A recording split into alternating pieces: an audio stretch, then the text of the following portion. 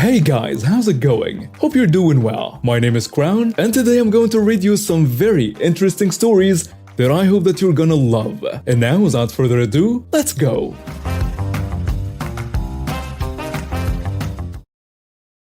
This story happened 2 days ago. I live in New York and the latest winter storm was just about to hit. I'm a 25-year-old female wearing a big poofy rig coat and a black hat with a giant puffball on top, leggings and boots. I am 2'2", 150 pounds, and I look like the cuddly teddy bear that I am. Every day I walk to work as 1, our car isn't in working condition, and 2, it only takes a half hour to walk there. Plus I had weight loss surgery a year and a half ago, so walking helps me get some exercise. I was on my way to work just as it started to snow, and I decided to stop by the Burger King that was on the way. I put my mask on and entered the building to get in line. When I walked in, an older lady was having her order taken, and an older man was standing near the line. We will call him Chad. I asked Chad if he was on a line, and he said yes. A few moments later, a man older than him came out of the bathroom and joined him. We will call him Kevin. Kevin asks, "Did you order yet?" Chad answers, "No, not yet, still on a line." "Seriously? Can't these people go any faster? I just want my burger." I'm standing there scrolling on my phone as I wait for the line to move and internally rolling my eyes. The woman finishes having her order taken and Chad and Kevin move up. "I want a burger. Just a plain burger, that's it." "Okay, sir. That'll be this much." The cashier says. "No, wait. He wants a coffee." He points to Chad. Chad answers, "Medium, 3 cream and 3 sugar." "Yeah, please hurry." Chad pays for the order and I step up and place my order. "I'd like 2 spicy chicken juniors with onion and tomato, please." I pay for my order and stand to wait for it. Now the time is about 11:30 a.m. Lunch rush is in full swing and as I don't have to be at work until noon, I don't mind waiting a few minutes. About 2 minutes pass and Kevin says, "Can't these R words move any faster? I just want a burger." "Hey, can I get my food please?" Chad says, "I just want my coffee. They can't even give me that." The staff ignore them and go about their business getting food out as fast as they can. The woman in front of us gets her food and politely leaves. The cashier places a small to-go bag on the counter, and the cashier says, "1 bacon cheeseburger." I look around wondering who ordered the bacon cheeseburger. Kevin and Chad are busy talking amongst themselves about how slow and useless the staff are. A moment passes and Kevin asks, "Where is my burger?" Cashier says, "I apologize, sir. It's right here." She holds up the bag with the bacon burger. "That's a bacon cheeseburger.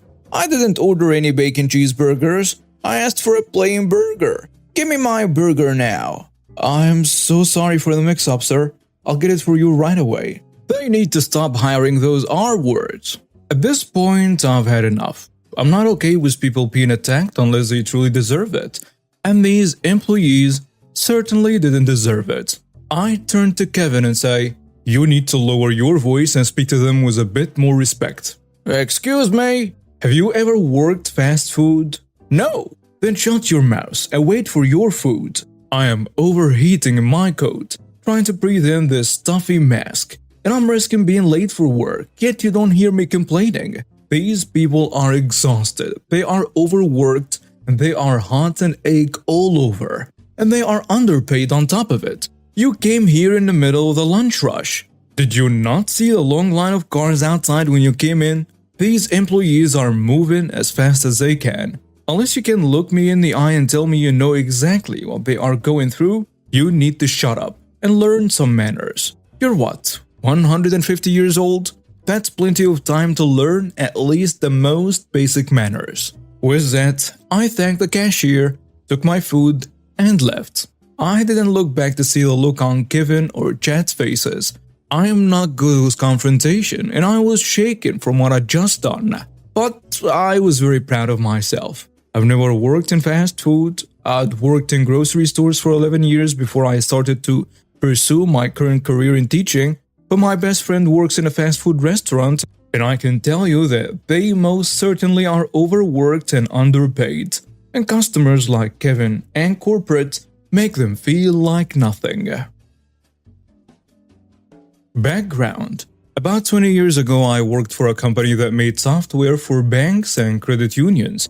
Two smaller regional banks merged and we were called in to upgrade all the branches for the same version of software and to point the network to the new consolidated bank. This happens after hours so as to not interfere with day-to-day operations. The process started with a meeting to go over the plan for the branch, so the bank staff, some of whom will be helping with the process because my team doesn't have complete access to the bank system. This is a small bank. There's 4 offices, a conference room, a space for like 5 tellers up front. It turned out it was payday for some large employer or something like that. But just as I started my meeting with the branch manager, the 2 staff from my company and the 2 bank employees who will be opening the bank the following day, the bank started to get really busy. The meeting lasts about 30 minutes and all the while the line and waiting area is filling up, so I rush through the details for the bank manager and release him. Then the 2 opening staff. I leave the details for my team for last.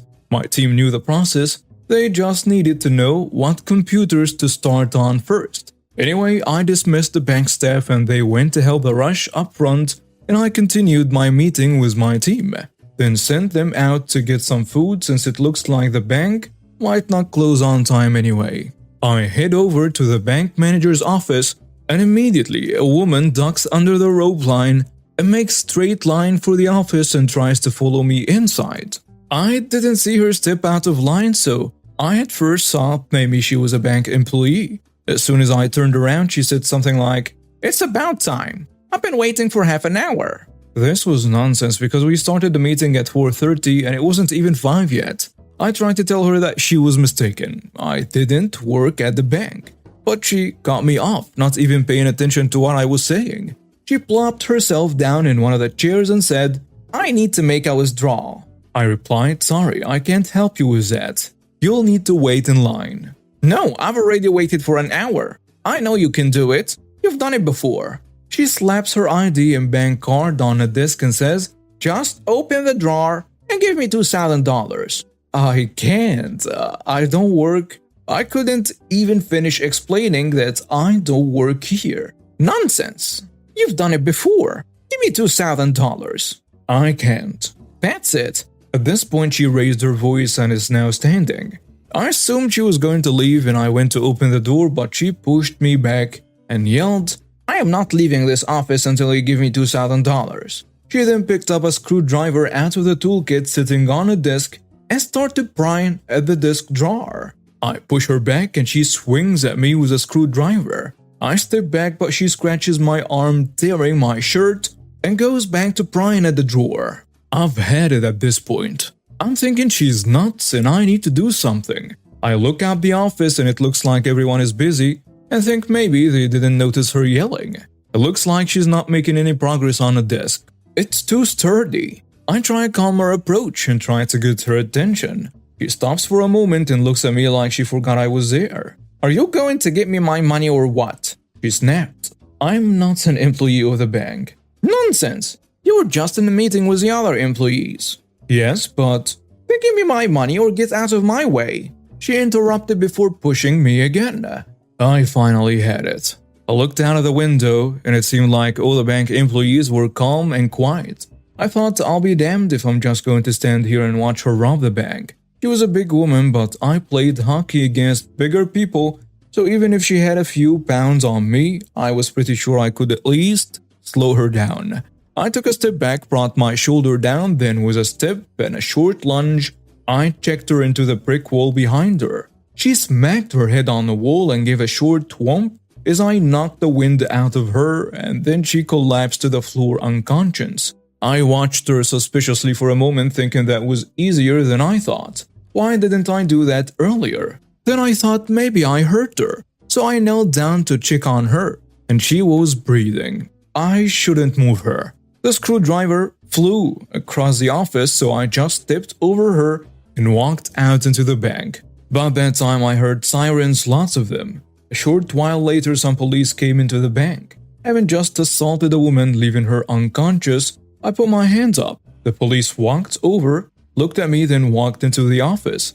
I turned around and the bank staff were pointing at the office where I just left. Evidently, they triggered a silent alarm as soon as she yelled at me to give her money. They moved the other customers to the conference room and they were following protocols to comply and not interfere. The end result was she woke up to being handcuffed and she was seen by an EMT briefly before getting arrested for armed robbery, kidnapping, and assault.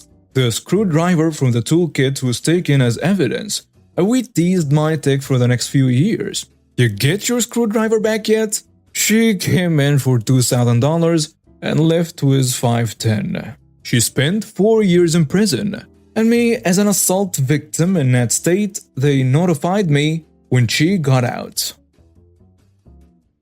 I have been browsing this subreddit for a few days now and decided to give my fair share of entitlement. I am 14 years old and live in the Netherlands. My father is Dutch and my mom is Vietnamese. I have been playing guitar for over 5 years and really enjoy doing it. My dad listened to a lot of Dream Theater and grew up with that. I play a lot of progressive metal. This happened last year before COVID came. I was almost 14. We had this talent show in the second grade of middle school and I decided to join. I played The Endless Knot by Haken. A great song, was a little improvised solo in a silent piano part near the end. There were no real words, but it was mostly for enjoyment. There were like 10 other participants. 6 of them were girls that sang.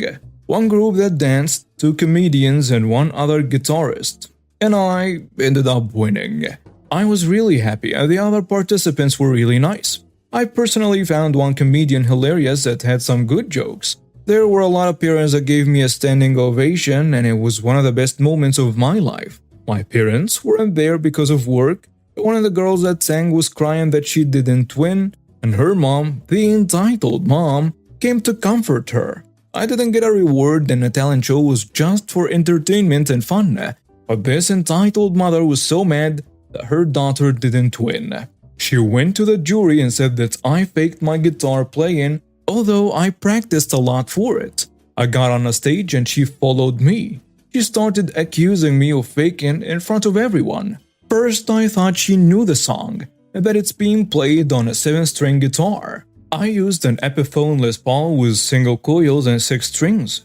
I played the lower part just 1 octave higher and it sounded fine. But she never said anything about that. She also said that a guitar could never make such sounds. And I explained that it was plugged into an amplifier with my self-made pedal board. After that came this ridiculous conversation. It went like this, roughly translated from Dutch. How dare you make my daughter cry with that faking of yours? Ma'am, I didn't fake my playing. But a kid like you could never play something like that. There is no explanation, you're faking. Obviously, she didn't have any real arguments. Why would I participate in a talent show without an award and fake something? After that, she went a little quiet. Then prove that you're not faking it. I played a few ladders on high speed and the solo of the song was out backing track. At this point, the audience was agreeing with me and they told the woman to please leave the stage. After that, she got in the whole Satanism thing. I was wearing a Tool shirt with a kinda graphic back. She yells at me, "Because you're a Satanist." What? Yeah, I saw that shirt. It's pure satanic. It's a brand shirt. They aren't even satanic. I don't believe it. You're gonna manipulate us all with that devilish music of yours. I am not manipulating anyone.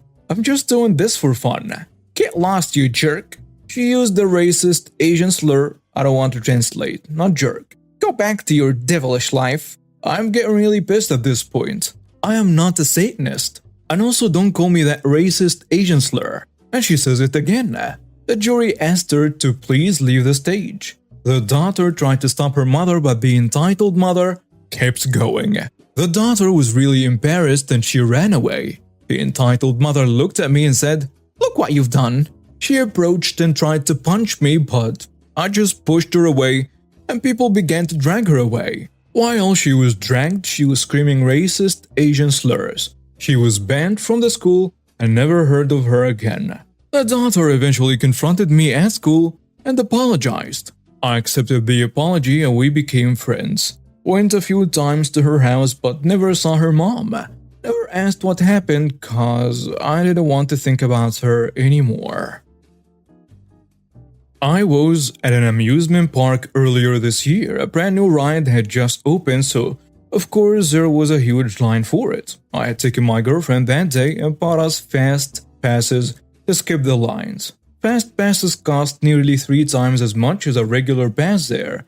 It was around noon on a hot day, and my girlfriend and I headed over to the new ride. We circled it and weren't able to see any fast pass lines. But we both wanted to go on a new attraction, so we just got into the regular line. The sign said we were about 45 minutes from the front.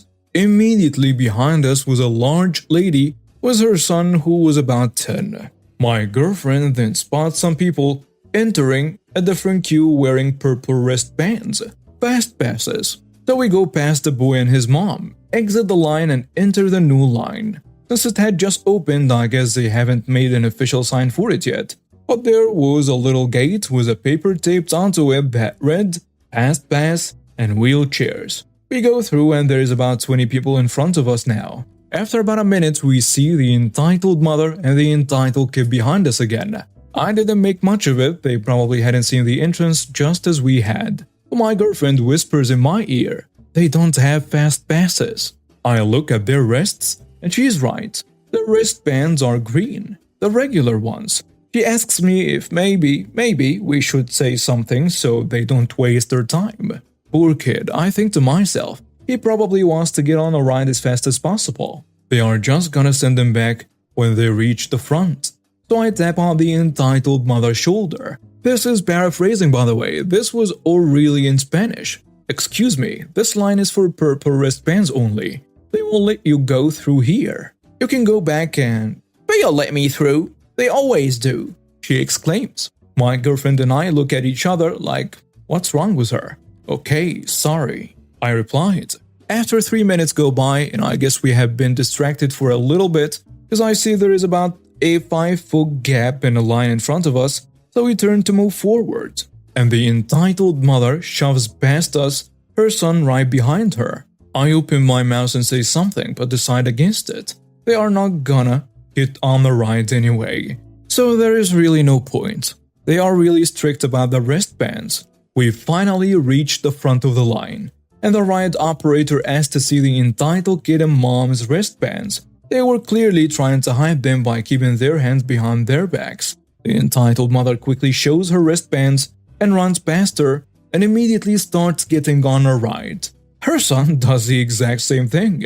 The ride operator tells her that this is a fast pass line and that she has to go back to the end of the regular line. "Okay, next time I will. I didn't know." The entitled mother responds, "No, you're going to go. Exit the ride and go to the back of the line." She lowers her son's harness and then herself. "I already lowered the harness. I'll use a normal line next time, promise." The ride operator turns around, lets me and my girlfriend through. There weren't any seats available on the ride anymore, so I knew they were gonna get kicked off. The ride operator walks to her station on the other side of the platform, presses a button on the console, and all the harness goes up. He walks towards us again and gives the entitled mother a dirty look. The entitled mother looks pissed, like a demon from a horror movie pissed.